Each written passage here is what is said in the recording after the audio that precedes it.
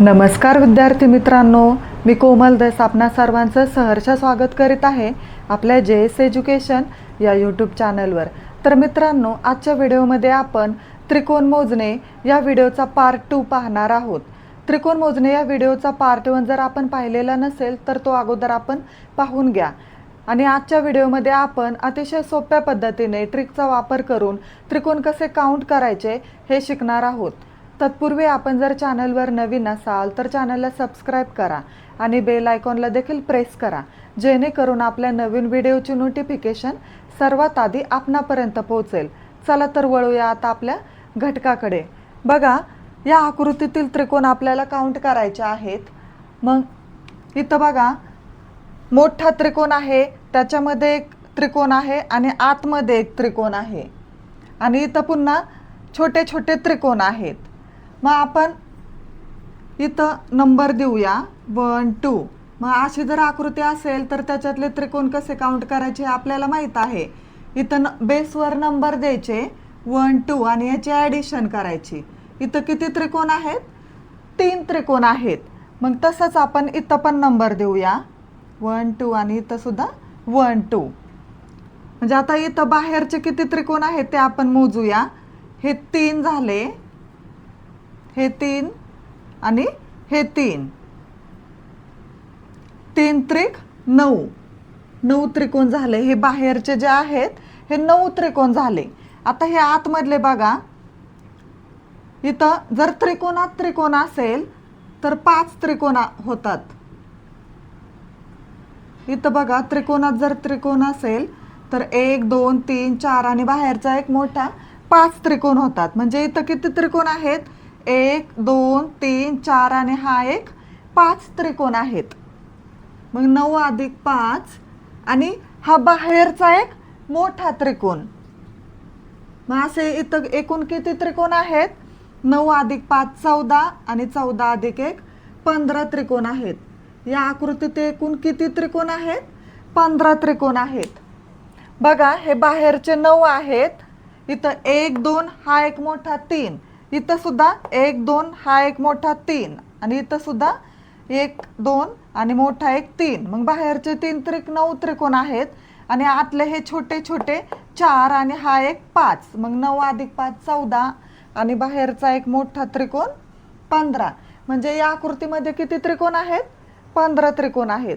आता आपण पुढचं एक्झाम्पल पाहूया। आता या आकृतीमध्ये किती त्रिकोण आहेत ते आपल्याला काउंट करायचे आहेत आणि या आकृतीतले सुद्धा त्रिकोण आपल्याला काउंट करायचे आहेत।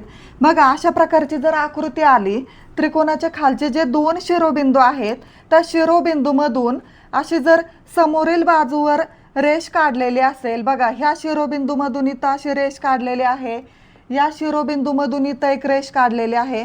म्हणजे जर असं क्रॉसचं जर चिन्ह असेल, इथं कसं आहे, क्रॉसचं चिन्ह आहे ना, मग अशा वेळी त्रिकोण कसे काउंट करायचे?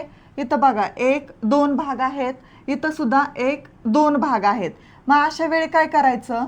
जेवढे भाग आहेत त्याचा घन करायचा। 2 चा घन आहे 8, म्हणजे या आकृतीमध्ये किती त्रिकोण आहेत? तर 8 त्रिकोण आहेत। आता ही देखील अशाच प्रकारची आकृती आहे, फक्त इथं बघा, या शिरोबिंदूतून या खालच्या 2 शिरोबिंदूमधून समोरील बाजूवर अशा 2 2 रेषा काढलेल्या आहेत। इथं 2 रेषा आणि इथं सुद्धा 2 रेषा, म्हणजे असं क्रॉस आहे, या 2 बाजूवर आहे।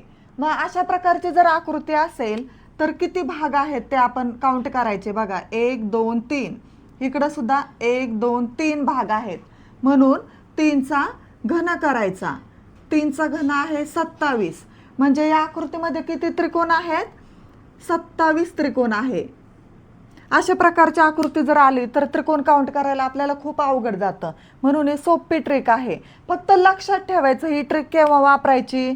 जर त्रिकोणाच्या खालच्या 2 शिरोबिंदूमधून समोरील बाजूवर जर अशा रेषा काढलेल्या असतील तर ही ट्रिक अप्लाय करायची।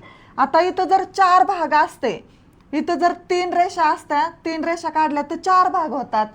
मग जर 4 4 जर भाग असते तर 4 चा घन 64, तर त्या आकृतीमध्ये किती त्रिकोण असते? 64 त्रिकोण असते। म्हणजे इथं जेवढे भाग होतात त्याचा क्यूब करायचा आणि तेवढे त्रिकोण त्या आकृतीमध्ये असतात. आता आपण नेक्स्ट एक्झाम्पल पाहूया. या आकृतीमध्ये किती त्रिकोण आहेत ते आता आपण काउंट करूया. बघा, या आकृतीमध्ये इथं हा मोठा त्रिकोण आहे आणि ही जी खालची बाजू आहे इथं एक रेष आहे.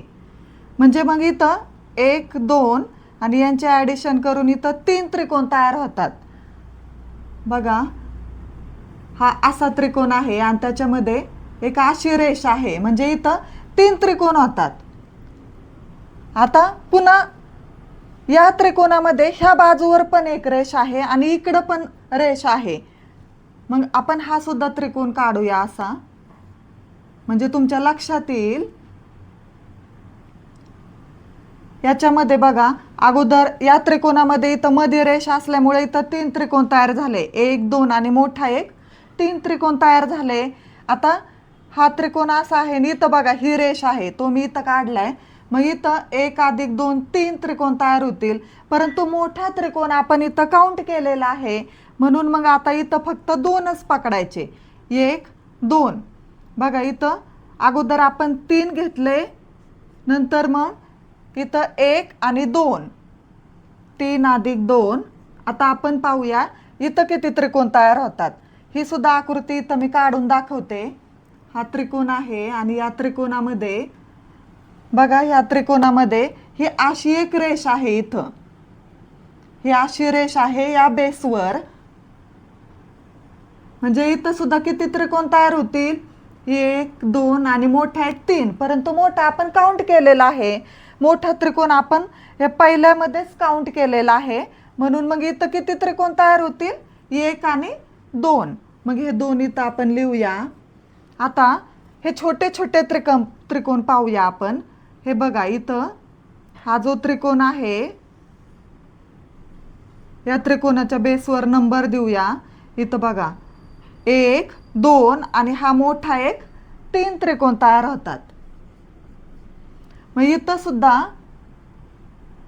हे बघा, आता हा जो त्रिकोण आहे या त्रिकोणाच्या इथं छोटे छोटे त्रिकोण तयार होतात, 1 2 आणि हा मोठा एक 3 त्रिकोण तयार होतात. मग तसंच इथं सुद्धा बघा, हा जो त्रिकोण आहे या त्रिकोणामध्ये सुद्धा 3 त्रिकोण तयार होतात, 1 2 आणि हा मोठा एक 3. आणि या सगळ्यांची ॲडिशन करायची. 3 अधिक 2 5, 5 आणि 2 7, 7 आणि 3 10, 10 आणि 3 13 आणि 13 अधिक 3 16. म्हणजे या आकृतीमध्ये किती त्रिकोण आहेत, 16 त्रिकोण आहेत. आता हे लास्ट एक्झाम्पल आहे. जर अशा प्रकारची आकृती आली तर या आकृतीतील त्रिकोण कसे काउंट करायचे ते आता आपण पाहूया. इथं आपण बघा, इथं बेसवर किती भाग आहेत, 1 2 3 3 भाग आहेत, म्हणून मग 1 2 3 हे अंक असे लिहायचे. मग 1च्या पुढे 1 लिहायचा, मग 1 अधिक 2 याचे ॲडिशन 3 येते, इथं 3 लिहायचे. 3 अधिक 3 6, इथं 6 लिहायचे आणि यांची करायची ॲडिशन. 1 अधिक 3 4 आणि 4 अधिक 6 10. आता पुढे हा खालचा अंक सोडायचा आणि पुढचा याला टिक करायची, त्याच्या पुढचा सोडायचा, आणखीन पुढं असता तर तो आपण घेतला असता. ह्या 10 मध्ये हे 3 ॲड करायचे. म्हणजे इथं किती त्रिकोण आहेत, 13 त्रिकोण आहेत. कसे काउंट केले आपण, इथं बघा बेसवर 1 2 3 3 त्रिकोण आहेत, इकडं सुद्धा 1 2 3 त्रिकोण आहेत आणि इथं सुद्धा 1 2 3 त्रिकोण आहेत. म्हणून 3 पर्यंतचे अंक लिहून घेतले. 1च्या पुढे 1 ॲज इट इज लिहिला, 1 अधिक 2 3 होतात ते पुढं लिहिले, 3 अधिक 3 6 ते याच्या पुढं लिहिले आणि यांची ॲडिशन करायची. इकडच्या नंबरची नाही करायची, यांची ॲडिशन करायची आणि पहिला अंक सोडायचा, दुसरा घ्यायचा, तिसरा सोडायचा, चौथा घ्यायचा. आता इथं 3च असल्यामुळं चौथा अंक नाही घेतला आपण, चौथा अंक येणार नाही इथं. मग यांच्या ॲडिशनमध्ये 10, यांची ॲडिशन आली 10 आणि या 10 मध्ये हे 3 ॲड केले. मग इथं किती त्रिकोण आहेत, 13 त्रिकोण आहेत. मग या आकृतीतील त्रिकोण सुद्धा आपण याच पद्धतीने काउंट करणार आहोत. इथं बघा बेसवर किती भाग होतात 1 2 3 4. इथं सुद्धा 1 2 3 4 आणि इथं सुद्धा 1 2 3 4. म्हणून मग आपण लिहून घ्यायचे 1 2 3 4. एकच्या पुढे एक ॲज इट इज लिहून घेतला. 1 + 2 3, 3 + 3 6, 6 + 4 10 आणि यांची करायची ॲडिशन. इकडच्या नंबरची करायची ॲडिशन. 1 + 3 4, 4 + 6 10, 10 + 10 20. आता बघा पहिला अंक सोडायचा, पहिल्याला असं कट केलं, दुसरा घ्यायचा, तिसरा कट करायचा, चौथा घ्यायचा. आता ही जी ॲडिशन आली 20, या 20 मध्ये हे 6 आणि हा एक ॲड करायचा. 6 + 1 7. मग ह्या 20 मध्ये हे 7 ॲड करायचे. 20 + 7 27. म्हणजे या आकृतीमध्ये किती त्रिकोण आहेत 27 त्रिकोण आहेत. आता इथं जर 5 भाग असते तर 5 पर्यंतचे नंबर आपण लिहिले असते आणि पुढं सुद्धा अशा प्रकारे 1च्या पुढे 1, मग 1 + 2 3, 3 + 3 6, 6 + 4 10.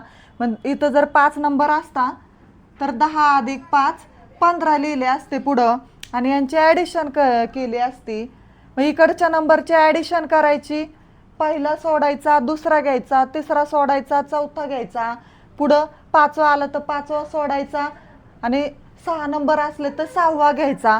अशा प्रकारे अशा जर आकृत्या आल्या तर त्रिकोण अशा प्रकारे काउंट करायचे असतात. अशा प्रकारे आजच्या व्हिडिओमध्ये आपण ट्रिकचा वापर करून कमीत कमी वेळामध्ये त्रिकोण कसे काउंट करायचे हे शिकलो आहोत. त्रिकोण मोजणे या व्हिडिओचा पार्ट 1 जर आपण पाहिलेला नसेल तर तो देखील अवश्य पहा. त्यामध्ये देखील ट्रिकचा वापर करून त्रिकोण कमीत कमी वेळामध्ये कसे काउंट करायचे हे मी शिकवलं आहे. आपल्याला जर हा व्हिडिओ आवडला असेल तर व्हिडिओला लाईक करा, शेअर करा आणि चॅनलवर जर अजून नवीन असाल तर चॅनलला सबस्क्राईब करा. थँक्यू.